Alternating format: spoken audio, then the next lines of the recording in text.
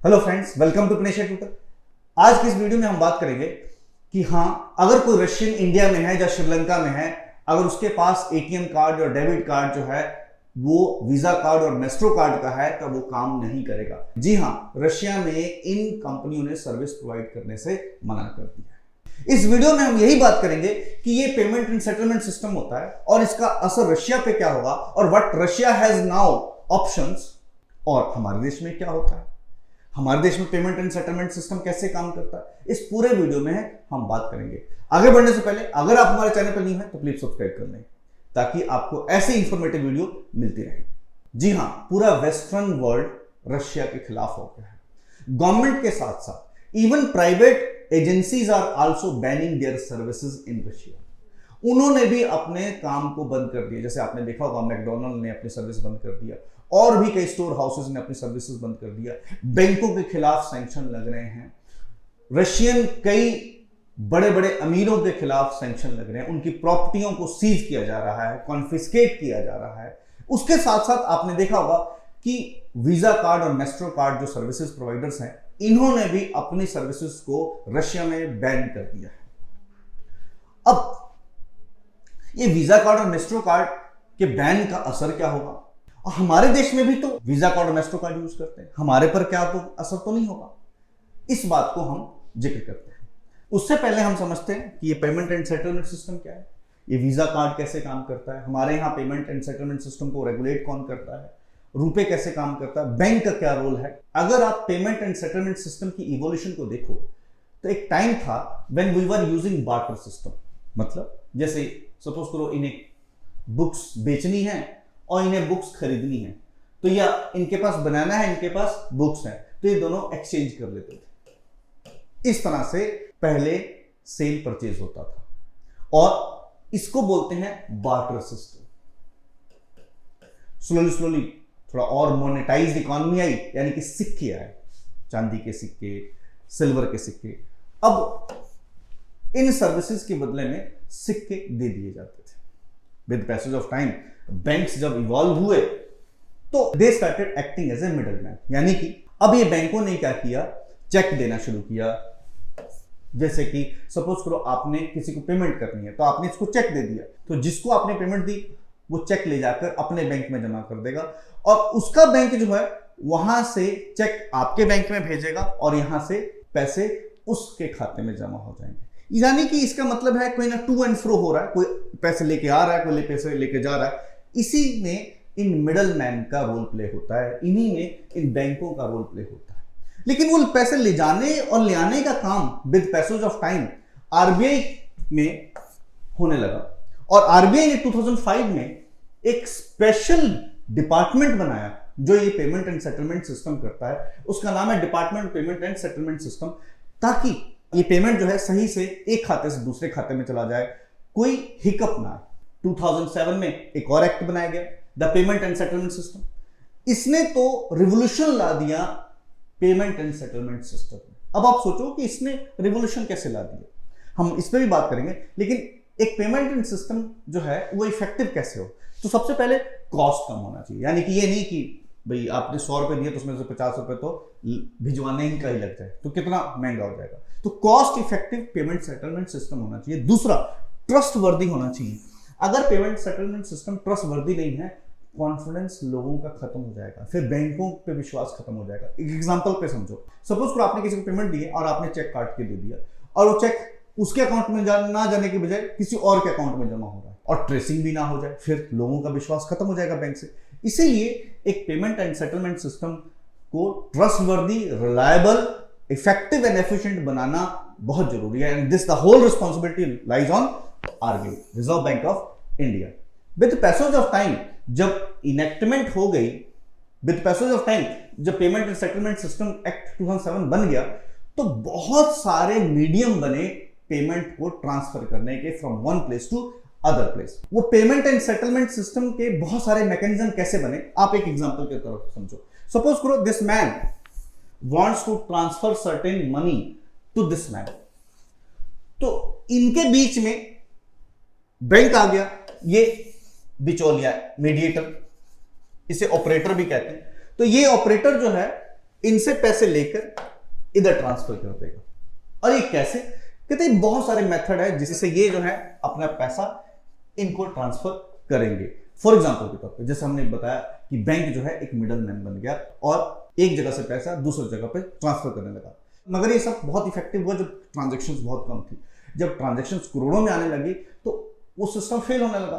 फिर payment and settlement system के तहत आरबीआई ने बहुत सारे ऑपरेटर्स को लाइसेंस दिया। फॉर एग्जांपल के तौर पर क्लियरिंग कॉर्पोरेशन ऑफ इंडिया, इन्हें जिम्मेवारी दी गई कि आप फाइनेंशियल इंस्टीट्यूशंस को, यानी कि बैंकों के, फाइनेंशियल इंस्टीट्यूशंस के पैसे जो हैं एक दूसरे का ट्रांसफर करोगे, यानी कि बड़ा अमाउंट इनको जिम्मेवारी दी गई। अब किसी ने 100 रुपए ट्रांसफर किया, किसी ने 200 रुपए ट्रांसफर किया, तो उसके काम को जिम्मेवारी दी गई national payment corporation India limited को। अब ये अपना पेमेंट ट्रांसफर करते हैं। सपोज को आप एटीएम से पैसा कैश निकालना चाहते हो, बैंक में नहीं, किसी एटीएम के थ्रू निकालना चाहते हो, तो वो वीजा कार्ड, मेस्ट्रो कार्ड के थ्रू, एटीएम नेटवर्क के थ्रू आप पेमेंट निकालने लगे। उसी तरह से आपने भारत बिल पेमेंट सिस्टम, यानी कि किस तरह के बिल पेमेंट करने, जैसे बिजली का बिल पेमेंट करना है या और भी किसी तरह का बिल, जैसे टेलीफोनिक बिल है, वो आप इसके थ्रू कर सकते हो। तो ये सारे जो हैं ये बिचौलिए हैं, ऑपरेटर्स हैं, मिडल मैन हैं, जो इनसे पैसा लेकर इन्हें ट्रांसफर कर रहे हैं।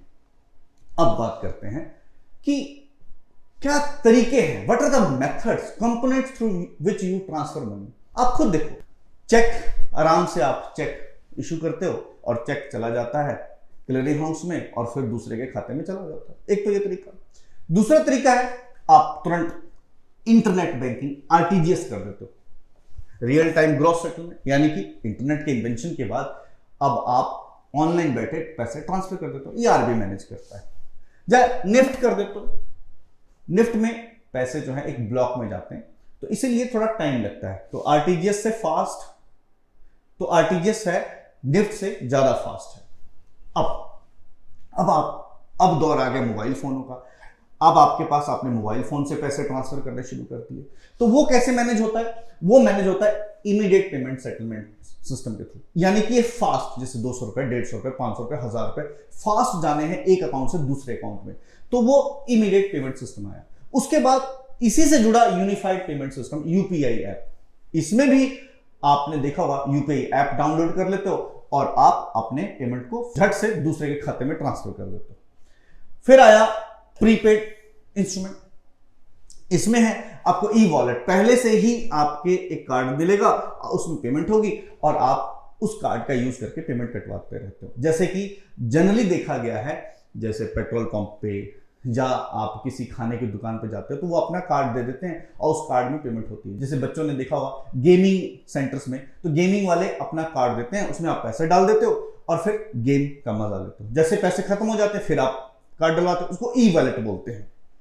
तो ये इतने सारे तरीके हैं जिससे आप पैसा ट्रांसफर करते हो। यानी कि अगर आप चेक नहीं है आपके पास तो आप इन मेथड से ट्रांसफर कर सकते हो। अब लेकिन जिसके पास नेट नहीं है उसका क्या? उसका भी हल है यूएसएसडी, यानी कि अनस्ट्रक्चर्ड सप्लीमेंट्री सर्विस जो सिस्टम है। इसमें क्या है, सपोज करो आपके पास मोबाइल फोन है एयरटेल कनेक्शन के साथ और आप अपना बैलेंस चेक करना चाहते हो, तो आप क्या करते हो, हैशटैग डालते हो और 1 to 1 करके आप चेक कर लेते हो। यानी कि जैसे ही हैशटैग 1 to 1 करते हो एक एसएमएस आता है, 1 पर बैलेंस चेक करें, 2 पर रिचार्ज करें, 3 पर ऐसे कुछ लिखा आता है, तो आप फिर 1 प्रेस कर देते हो तो आपका बैलेंस आ जाता है। उसी तरह से अब एक कोड आप प्रेस करोगे, जैसे सपोज करो हैशटैग 111 और ये आपके बैंक से जुड़ जाएगा और फिर पूछेगा, हाँ जी, नंबर 1 दबाने पर आपको बैंक बैलेंस पता चलेगा, नंबर 2 दबाने पर आपको रिसेंट ट्रांजैक्शन पता चलेंगे, नंबर 3 दबाने पर आपको किसी को पेमेंट ट्रांसफर करना है वो पता चलेगा। तो आप इस तरह से बिना इंटरनेट के थ्रू भी आप अपने पैसे ट्रांसफर कर सकते हो। अभी रिसेंटली आरबीआई ने एक और मेथड शुरू किया है, करने की बात की है कि यूनिफाइड पेमेंट सिस्टम जो है ये ऑल दिस रिक्वायर्ड इंटरनेट, तो इंटरनेट से पैसा फास्ट ट्रांसफर हो जाता है। लेकिन अब जो फीचर मोबाइल है जिसमें इंटरनेट नहीं होता है, उनसे भी आप यूपीआई के थ्रू पेमेंट ट्रांसफर कर सकते हो। वो भी कैसे? सेम इसी मेथड के थ्रू। और भी न जाने कितने तरीके हो गए हैं जिससे हम पेमेंट ट्रांसफर कर सकते हैं। जैसे आधार इनेबल्ड सर्विसेज हैं, आप अपना अंगूठा लगाओ और पेमेंट ट्रांसफर हो जाएगा। आपका आधार कार्ड से आपका बैंक अकाउंट जुड़ गया है। न जाने और कई तरीके आ रहे हैं। आगे बढ़ते हैं। आप देखोगे 2010 में देखो आरटीजीएस, कार्ड, ईसीएस, निफ्ट, यही पेमेंट सिस्टम होता था। और आज ये देखो कार्ड्स, रुपे, भारतीय bill, UPI, IMPS, NAC, NEFT, RTGS, prepaid card, कितने सारे सिस्टम तैयार हो गए हैं जिसके थ्रू हम पेमेंट ट्रांसफर कर सकते हैं। यानी कि ये सब डिफरेंट बिचौलिए हैं जो अलग अलग सर्विस प्रोवाइड करते हैं। जैसे कि आपने क्रिकेट में देखा होगा, फास्ट बॉलर है जी, तो ये स्पिनर है जी, तो ये गुगली मारता है जी, है ना। उसी तरह से आपने देखा होगा विकेट कीपर है, तो ये बैट्समैन है, तो ये बॉलर है। इन द सेम वे इस पेमेंट सिस्टम में अगर आपने फास्ट पेमेंट डालनी है तो आप यूपीआई यूज कर लो, मगर उसमें एक लिमिट है कि आप एक लिमिट के बाद पेमेंट नहीं ट्रांसफर करते हो। आप आरटीजीएस डाल दो, उसमें भी लिमिट है। इसी तरह से डिफरेंट पेमेंट सिस्टम के अपने अपने फीचर हैं, यानी कि बिचौलियां हैं अलग अलग। एक है फास्ट बॉलर बिचौलिया, यानी कि फास्ट पेमेंट ट्रांसफर करेगा। एक स्लो है जो कि वेरीफाई करके आराम से पैसा ट्रांसफर करेगा। बहुत सारे मिडल मैन काम कर रहे हैं और इन सभी मिडल मैन का रेगुलेटर जो है वो आरबीआई है। आरबीआई ही इन्हीं ऑपरेटर्स को लाइसेंस देता है आपके देश में पेमेंट सिस्टम शुरू करने का। अब बात करते हैं वीजा कार्ड और मैस्ट्रो कार्ड। इन्होंने अपनी सेवाएं बंद कर दी हैं रशिया में। अब इसका असर क्या हुआ? तो जिन रशियंस के पास ये वीजा मैस्ट्रो कार्ड हैं तो वो अपने देश में तो सर्विस यूज कर सकते हैं, लेकिन जो रशियंस इस वीजा कार्ड का यूज इंडिया, श्रीलंका और वर्ल्ड में कहीं पे भी बाहर कर रहे हैं, वो कार्ड नहीं काम करेगा। और अगर आप वीजा कार्ड को लेकर रशिया में जाएंगे और वहां पैसे निकालने की कोशिश करेंगे तो वहां कार्ड नहीं काम करेगा। हां, रशियंस का उनके देश के अंदर ही काम, रशियंस का उनके देश के अंदर कार्ड काम करेगा। अब ये हुआ कि ग्लोबली जो है कार्ड तो काम नहीं करेगा, विद इन रशिया काम करेगा। रशियंस ने क्या किया, 2014 में भी ऐसे ही सैंक्शन जब लगे थे तो उन्होंने अपना मीर नाम का पेमेंट सेटलमेंट सिस्टम कार्ड शुरू कर लिया था। हालांकि अभी इन्होंने चाइना के यूनियन पे के साथ टाई अप करके अब चाइनीज यूनियन पे जो है कार्ड अपने रशियन सिटीजन को दे रहे हैं ताकि वो globally payment and settlement system का बेनिफिट उठा सकें। उसी तरह से इंडिया ने भी चाइना के यूनियन पे को देखकर हमने भी 2012 में रुपे शुरू कर दिया था, रुपे कार्ड शुरू कर दिया था, जो कि इंडियन वर्जन है, इंडिया में ही पेमेंट सेटलमेंट सिस्टम है। वीजा और मैस्ट्रो कार्ड का जो डाटा सेंटर है वो अमेरिका के अंदर है। हालांकि पिछले साल आरबीआई ने मैस्ट्रो कार्ड पे फाइन भी लगा दिया था कि भाई आप डाटा सेंटर जो है लोकलाइज करो, इंडिया में अपना डाटा रखो, इंडिया का डाटा बाहर नहीं जाना चाहिए।